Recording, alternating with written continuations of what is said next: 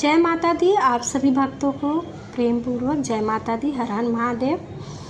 कवच की महिमा अपरंपार है। आप सभी जानते हैं कवच का पाठ करने से हम लोग जहाँ जाते हैं हमें धन यश की प्राप्ति होती है और सारे कार्य हमारे पूर्ण होते हैं और साथ ही साथ हमें धन लाभ की प्राप्ति होती है और माँ की कृपा से पूरे शरीर की रक्षा भी होती है। आइए, हम लोगों ने उस दिन कवच का पाठ पूरा नहीं हुआ था, जो अधूरा रह गया था। यहाँ से पेज नंबर 27 से शुरू करते हैं। जय माता दी। हर हर महादेव। सभी लोग ध्यान से सुनिएगा। पद्मेकम न गच्छेषु यदिच्छेषु भारतमनः कवचेन नावृतो नित्यं यत्र यत्र गच्छति तत्र लाभस्य विजया सर्वकामिका यन् यन् चिन्तमये काम तन् तन् प्राप्नोति निश्यति परमेश्वरतुलं प्राप्त सते भूतले पुनानां निर्भयो जायते मर्म संग्रामेषु पराजितः प्रलयोक्तु भवेत् पूज्य कवचे नावृतं पुनानाम् इदं तु देव्या कवचं देवानपि दुर्लभं यतः पठेत् प्रथयो नित्य त्रिसन्ध्यं श्रद्धावियन्तः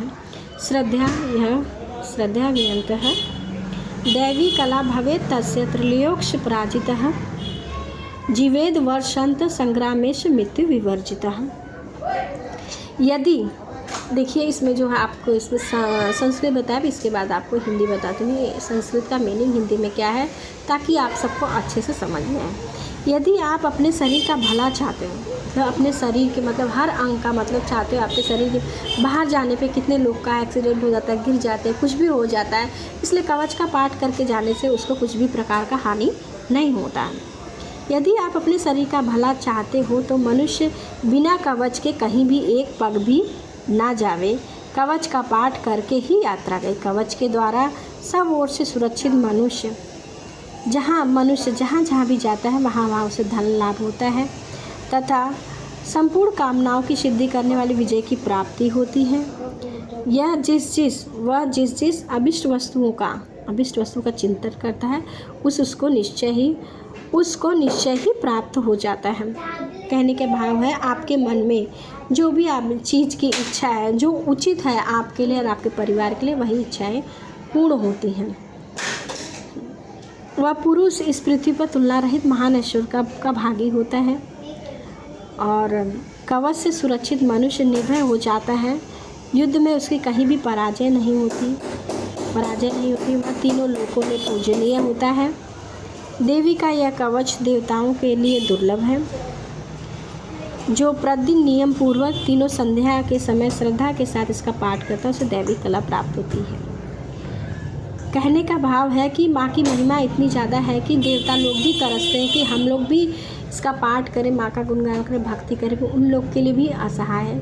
हम मनुष्यों के लिए कितना अच्छा सौभाग्य है कि हम लोग ये कर सकते हैं और उनकी कृपा भी प्राप्त कर सकते हैं।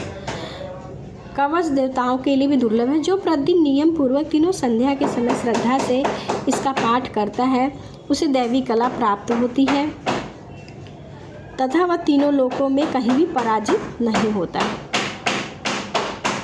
इतना ही नहीं, वह अल्प मृत्यु से रहित होकर पूरे 100 वर्षों से अधिक जीवित रहता है।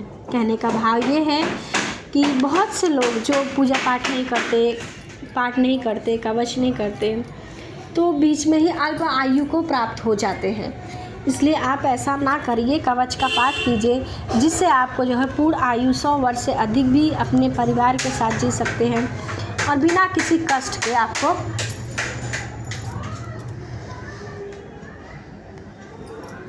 बिना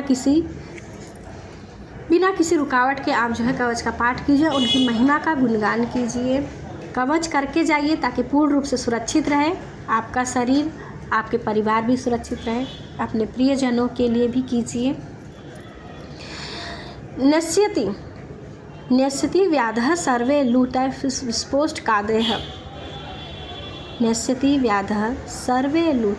विस्फोष्टकादयः स्थावरं जंगम चैव कृतिम चापि यद्विषम यदुष अभिचारी सर्वाणी मंत्रयाणी भूतले भूचरा खेचरास जल जापसु जल जास चोपदेशिकः सहजा कुंजा माला डाकने शाकने तथा अंतरिक्ष जरा घोरा डाकनिश्च महाबला ग्रह भूत पिचास यक्ष गंधर्व राक्षस ब्रह्म राक्षस बेताल कूष्मांड भैरवादः न्यस्यति दर्शनान् कवचेन हृदय संसिते मनोनर्ति भर वेदः राज्यस्ते जो विधि कर्म रागस्ते जो विधि कर्म परम। देखिए कवच का पाठ करने से हमें क्या फल प्राप्त होता है, इसमें लिखा है और किन किन चीज़ों से हमें सुरक्षा मिलती है। मकड़ी, चेचक, कोढ़ आदि और संपूर्ण उसकी व्याधियाँ नष्ट हो जाती हैं। कनेर, भाग, अफीम, धतूरे आदि का स्थावरण, विष, सांप और बिच्छू आदि के काटने से चढ़ा हुआ जंगम विष भी अफीफेन और तेल आदि के संयोग से बनने वाला कृत्रिम विष से सभी प्रकार के विष दूर हो जाते हैं। कवच का पाठ करने से जो ये सब चीज़ें सांप, बिच्छू आदि सब करने से किसी का प्रभाव नहीं होता है और हमें उनका कोई भी असर नहीं होता, हमारे शरीर पर असर नहीं देते। इस पृथ्वी पर मारण, मोहन आदि जितने भी अभिचारिक प्रयोग होते हैं वह तथा इस सब प्रकार के जितने भी मंत्र यंत्र हैं वे सब इस कवच को हृदय में धारण कर लेने पर मनुष्य को देखते ही नष्ट हो जाते हैं। अगर आपने यदि कवच का पाठ किया है तो कवच के पाठ से मतलब ये सब चीज़ें आपके शरीर पे हावी नहीं होंगी।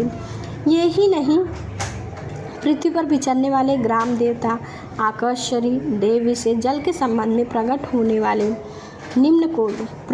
वाले गढ़ उपदेश में सिद्ध होने वाले निम्न कोटि के देवता, जैसे जन्म के साथ ही प्रकट होने वाले देवता, कुल देवता, माला, कंठमाला आदि डाकनी, शाकरी, अंतरिक्ष में विचरने वाली अत्यंत बलवती भयानक डाकनियाँ, ग्रह भूत पिशाच, यक्ष, गंधर्व, ब्रह्म राक्षस, बेताल कूष्मांड और भैरव आदि अनिष्टकारक देवता भी हृदय में कवच धारण के रहने पर उस मनुष्य को देखते ही भाग जाते हैं।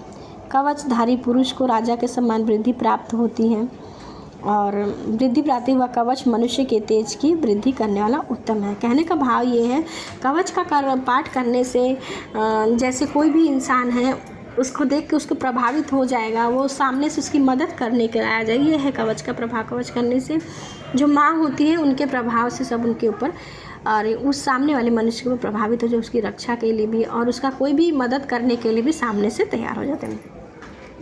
यस्या वर्धते सोऽपि कीर्तिमण्डित भूतले जपे सप्तशती चंडी कृत्वा तु कवचम पुरा यावद्ध्रमण्डलं धत्रे शले वनकानकं ताविष्ठति मेदांसि सन्तति पुत्रपौत्रिकी देहान्ते परम स्थानं यत् सुरेपि दुर्लभं प्राप्नोति पुरुषो नित्य महामय प्रसादतः लभेत परम रूपेण शिवेन सह मोदते। देखिए, कवच का पाठ करने वाला पुरुष अपनी कीर्ति से विभूषित भूतल पर अपने सुयश के साथ साथ वृद्धि को भी प्राप्त होता है। जो पहले कवच का पाठ करके फिर दुर्गा उसके बाद जो है सप्तशती चंडी का पाठ करता, उसकी जब तक वन पर्वत और कानों से सहित यह पृथ्वी टिकी रहती तब तक यहाँ पुत्र पौत्र आदि सनातन परंपरा बनी रहती है। फिर देह का अंत होने पर वह पुरुष भगवती महामाया के प्रसाद से नित्य परम पद को प्राप्त होता है, जो देवताओं के लिए भी दुर्लभ है। वह सुंदर दिव्य रूप धारण करता है और कल्याण में शिव के साथ आनंद का भागी होता है। कहने का मतलब ये है, कवच का पाठ पूरा कीजिए। जब तक इसकी वन पर्वत ये सब है प्राकृतिक के हैं तब तक उसके पुत्र पौत्र परंपरा बनी रहती है। 5 पीढ़ियों तक कई सारी पीढ़ियाँ उसकी चलती रहती है। उनकी कृपा से उसके बाल बच्चे परिवार सब सुरक्षित, उनके आगे आने वाली पीढ़ियों की भी रक्षा होती है और अपना संपूर्ण आयु भोग के तब वो मृत्यु को प्राप्त होता है और इससे वो जो है वो भगवती दुर्गा की शरण में जाता है। उसके कहीं भी जो है उसको मोक्ष की प्राप्ति मिल जाती है। इसलिए आप सभी भाई बहनों से मेरा विनम्र निवेदन है, आप भी कवच का पाठ कीजिए और इसका लाभ उठाइए। माँ की कृपा आप सभी पर बनी रहे। इसी के साथ इति देव्या कवचम संपूर्णम। जो देव्या कवच है, जो कवच है हमारे शरीर में, वो संपूर्ण होता है। प्लीज़ कमेंट में आप सबको पसंद आए तो जय माता दी हर हर महादेव जय लिखें। जय माता दी हर हर महादेव।